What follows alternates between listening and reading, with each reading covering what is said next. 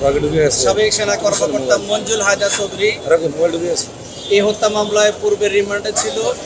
Remand থাকা অবস্থায় remand শেষে বিজ্ঞ আদালতে নিয়ে আসে এবং তদন্তকারী কর্মকর্তা পুনরায় এই মামলার অধিকতর তথ্য উদ্ঘাটন করার জন্য 7 দিনের রিমান্ড প্রার্থনা করেন। বিজ্ঞ আদালত তদন্তকারী কর্তার বক্তব্য শুনেছেন এবং রাষ্ট্রপক্ষে আমাদের বক্তব্য শুনেছেন।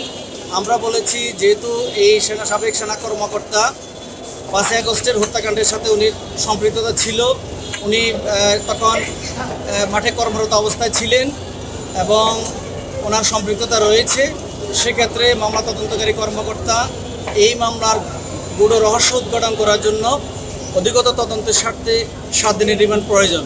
আসামি পক্ষ এই বিষয়ের উপর বক্তব্য রেখেছেন। উনি বলেছেন ওনার কোনো সম্পৃক্ততা নাই, উনি তখন এই স্পটে ছিলেন না। আদালত উভয় পক্ষের বক্তব্য শুনেছেন এবং রিমান্ডের যৌক্তিকতার বিষয়ে আমাদের বক্তব্য শুনে আদালত 7 দিনের মধ্যে 3 দিনের রিমান্ড প্রার্থনা করেছে, মঞ্জুর করেছে।